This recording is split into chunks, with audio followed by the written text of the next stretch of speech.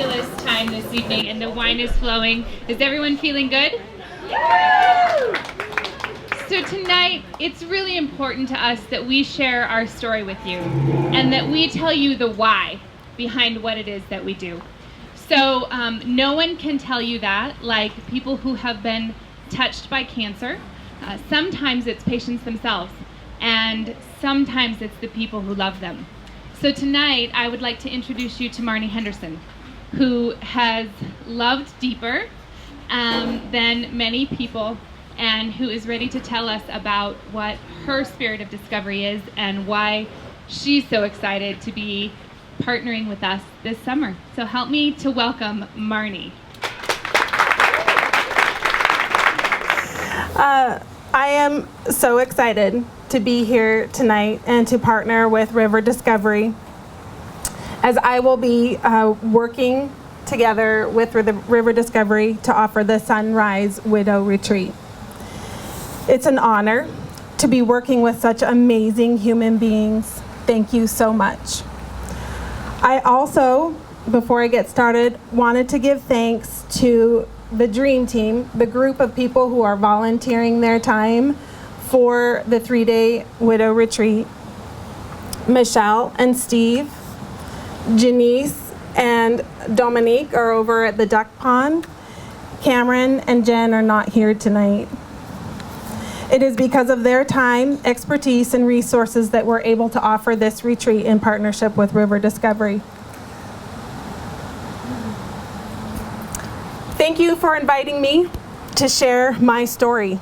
Although it is my words, my experience, it is not unique, especially in this group of people.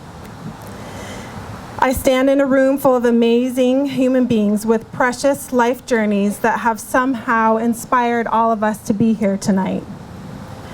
This is a story of the human experience, living life circumstances, facing adversity, living with death, and finding hope.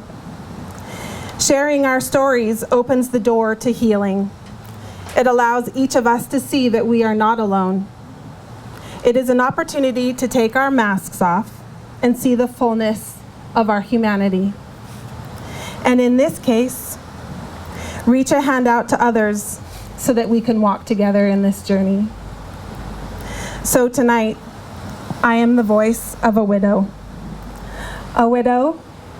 with 2 young boys whose father died way before we were ready. I will share my lessons learned of hopelessness and finding hope, perseverance and pain, love and grief, joy and heartache, courage and fear, lessons about life and death, a story no different than anyone else here. As I began to write my thoughts, I struggled with where to start. If this is the story of a widow, when did I become a widow? Did it begin with the first conversation I had with Tyler? The day he gathered enough courage to walk across the hotel lobby that we worked at in college and begin a conversation with the cute little hostess. Full of nerves, he finally asked for my phone number. I wrote it down and gave the paper back to him. I then asked for his phone number back. Well, he proceeded to write down a number and give it back to me. When I didn't return his call for 3 days, his ego was obviously bruised until I saw him in person again. In his nervousness, he had written down my phone number and given it back to me. So I had no way of calling him. I only had my own phone number. However, it was a beautiful start to a 22-year love affair.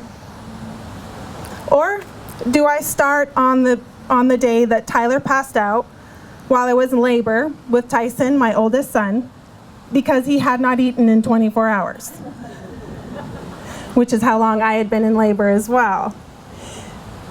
However, that was corrected with this adoring nurse who brought in burger and fries into the delivery room, which he continued to eat in front of me while I was in labor. So not cool. But the sight of our first baby boy moments later erased any thoughts I had previously had of throwing him and his plate of greasy food out the hospital window. Or do I start on the day he was diagnosed with stage 4 glioblastoma brain tumor at the age of 41? Or the many precious moments we shared as a family for 15 months while he lived with cancer? Or does my widow's story start on January 23rd, 2013, with the moment I held both of my boys on the hospital floor, wrapped in a blanket, steps away from their father and my best friend as he took his last breath? I honestly don't know where to start my widow's story, except that it started with love, which means it has no ending. Because love does not disappear with death. And to love is to grieve. Grief is the consequence of love. This is one of the many lessons I've learned on my widow journey. In fact, it was my youngest son, Trevin, that helped me to see the root of this wisdom nugget. I'm pretty sure that Trevin goes to school each day. He actually goes through another secret door that takes him to the Star Wars Jedi Training Academy instead of going to middle school. While he may appear to be a quiet child, at the most amazing moments he will drop knowledge that stops us all in our tracks. For example, he was 8 years old at the time. It had been one of the countless days of grieving Tyler, and we were talking about how the pain just won't go away. And Trevin said, "Mom, remember, our love for Dad will always be stronger than our pain." He could have been in his Jedi cloak, dropped the microphone, and walked off stage. His words were so clear.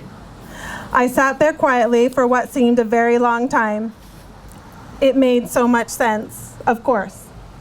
So I made a sign, and it still to this day sits in our home. It is one of the guiding lights that we hold as hope. As painful as it may be to continue to live without Tyler, our love for him has been the gentle hand at our back, pushing us to keep going, to not only survive without him, but to find ways to thrive. We are learning to live from the love and learn from the pain. For many widows of cancer, we are also the caregiver through treatment, a title I took on with such fierceness, determination, and commitment. Holding my family together and supporting his treatment was the most precious, exhausting, deeply challenging, and fulfilling, painful, and joyous experience. Hang on, you can all take a sip of wine too.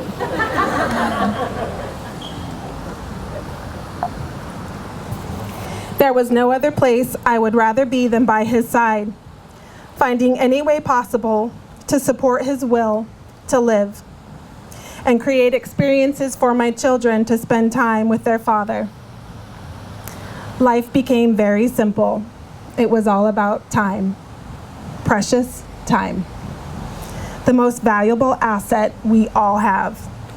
In fact, that is one of the most challenging lessons I've learned as a widow, trying to find a balance between living a life here and now with meaning and purpose, and also knowing that we could die at any moment. Each breath taken is a gift. We lived more fully in those 15 months than we probably had the 22 years before. Somehow, without really knowing it, we were living a lifetime worth of memories in 15 months. The boys squeezed every single ounce of life lessons, hugs, snuggles, stories, jokes, challenges, or joy out of their father. Despite the outcome, I wouldn't change a single way we chose to live his dying. The thought of leaving his family was unimaginable. However, Tyler always faced his dying with a pick yourself up, how do we tackle this kind of attitude. He never said, why me? Instead, he said, why not me? He somehow knew that if he used the way he died as a way to teach us how to live without him, he would leave a valuable legacy for his family. Another beacon of light for us to follow in the darkness that would surround us when he died. Because the pain, grief, and sadness soon followed. There was no light. There was anger. There was physical ache. There was uncontrollable tears. I wanted to blame someone, something, for this injustice. The three of us were lost. Our family of four was no longer whole. It was smashed to pieces, broken. We shut down. We wrapped ourselves in a cocoon of anything that brought us closer to him. Anything to smell him, hear his voice, or see his face. The anguish seemed to carry on forever. If not for my children, there were many days I would have stayed in bed to sleep, because in my dreams I could still feel him. I could still see him. I could still hear him. Only to wake and see each day that the nightmare was real. He was really gone. I kept waiting for someone to come and fix my pain, someone to come and save me. No one did, because no one can. The physical pain felt unbearable, but somewhere deep within the wisdom of my being, a small, flickering light, I knew I must pick myself up, even if only to care for my two boys.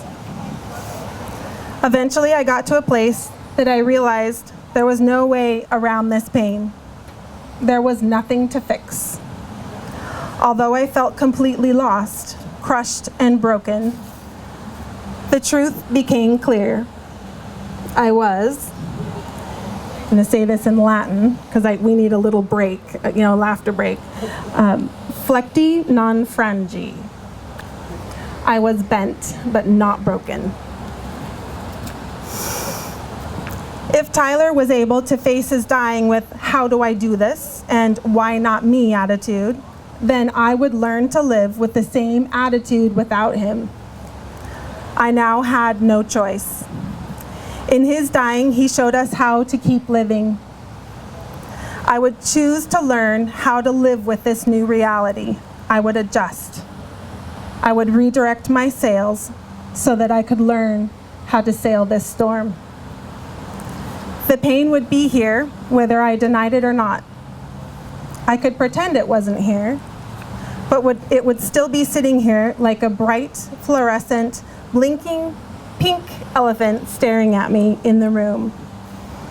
If I continue to try and recreate the life I once had, I would lose myself.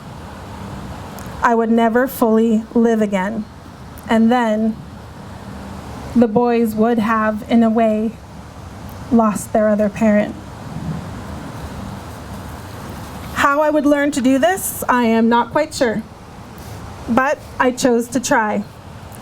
The irony is that change is hard, regardless of whether we choose to change or life changes our circumstances. Our mind hates change. It wants to be comfortable.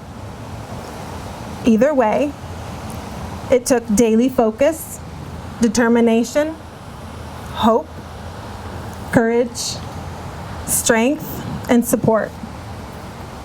Because it hurts to face life. It hurts to turn your face towards the light, knowing the reality of life can be very painful. And life is also filled with goodness, joy, love, and laughter. If love took me to grief, then love would be the light to call me back again.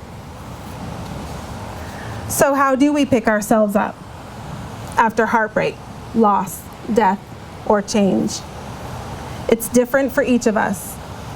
Our coping skills, our personalities, our support system, our culture, all are unique to our life experience and our individual souls. Do we continue to live in pain? Do we live a life in the past? Or do we choose to live from the pain, learn, and grow where we are right now? So I started to look for signs that sparked life within my heart. Simple things. Sunshine on my skin. The gentle kiss of wind on my face.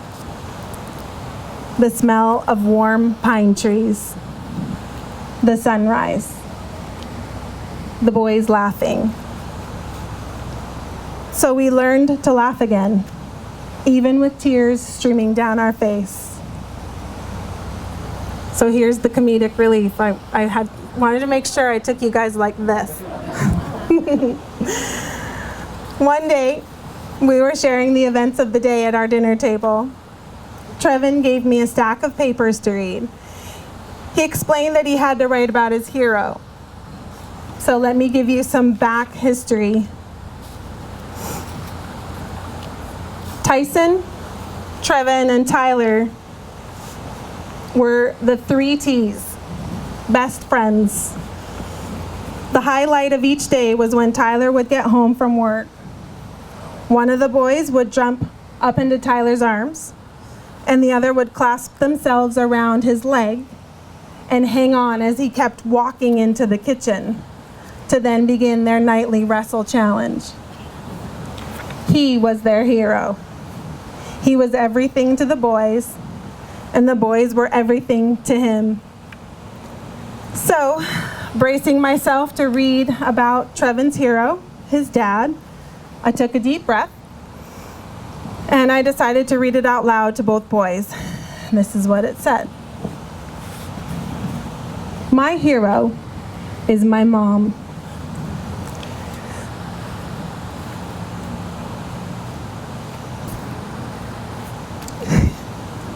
Because she's strong, both mentally and physically, and found a way to keep our family going. My breath was taken away. I sat once again with this Jedi training kid, in shock and awe at his words, totally crying. And then to break the silence, his older brother, Tyson, in his own Jedi form, said, "Mom, you do know that if Dad were still alive, Dad would be the hero, right? You would be the second place hero. So Mom, how does it feel to be the runner-up hero?" So in laughter, we kept finding love. We kept finding hope. We found relief. We found life. And we started to heal. As a parent, every inch of my body aches to watch Tyson and Trevin live without their father, knowing I can't fix a damn thing. And yet, those 2 boys continue to get up every day. They continue to try. They make mistakes, and they keep trying. They continue to face their fears. Their resilience inspires me. Tyson and Trevin, you're my heroes.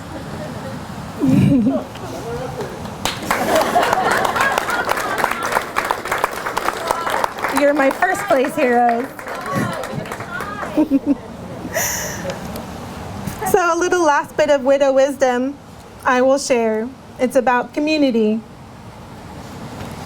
Healing me versus healing we. The journey of grief is as unique to each person as the relationship shared. There is no right or wrong way to grieve. However, it was very important that I begin to heal myself so that I could be here for my boys. For me, my healing is very preciously private, a personal experience where I chose to dig deep into who I was, who I'm growing into, explore my character, embrace my flaws, question why I did certain things, because I was starting over. Who I had been since I was 17 was now in total question. The other person I had shared my life with was no longer here.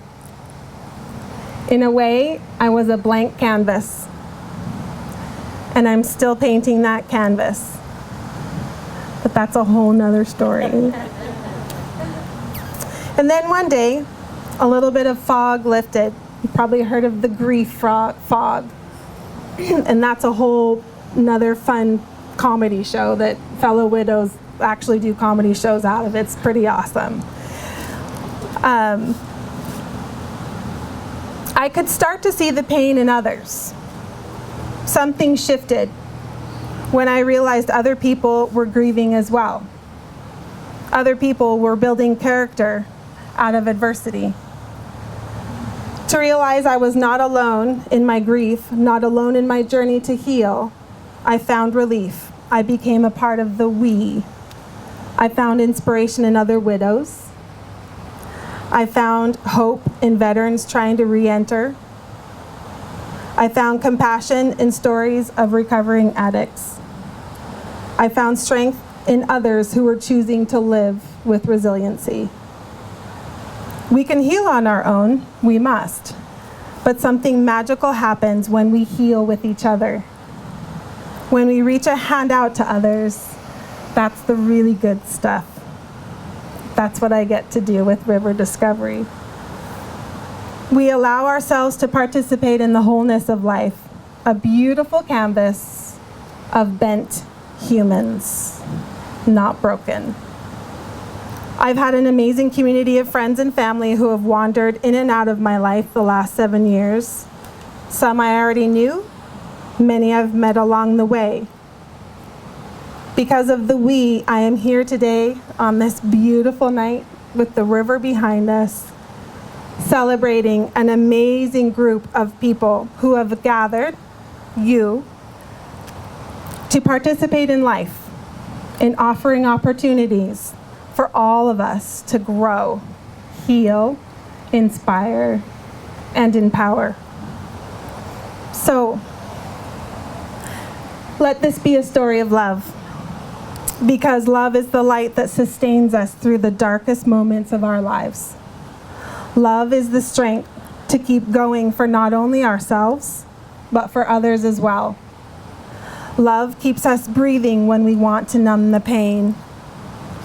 Let love be the gentle whisper encouraging us to step into life again and again and again, regardless of how afraid we are and how painful life will continue to be. Love is what brings me here today and gives me the courage to speak my story and share with all of you. Let this story remind us that we are beautifully bent by life. We are not broken human beings. This journey isn't meant to be easy. It's meant to be experienced through learning to live with grief, heartache, and pain, living with adversity, flexing our resiliency muscle, laughing with joy, embracing bliss, and creating love. Death is a part of life. It offers an opportunity for those living to continue the legacy of our loved ones, to carry forward their wisdom to another generation. And finally, let this story remind us that if we can find a way to share in our common humanity, it gives us reason, courage, hope, and inspiration to keep living. When we see heartache in others, we can offer compassion, we can offer hope for courage, strength, and the grit to survive. Not only survive, but flourish and thrive. Remember that we are not alone on this journey, and if we just took a moment to remember that, if we took a deep breath right now and look into the eyes of each other,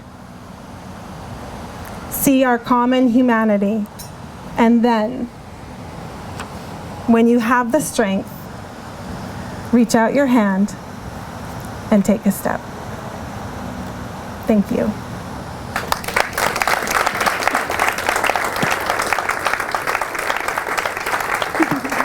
You're right. Thank you.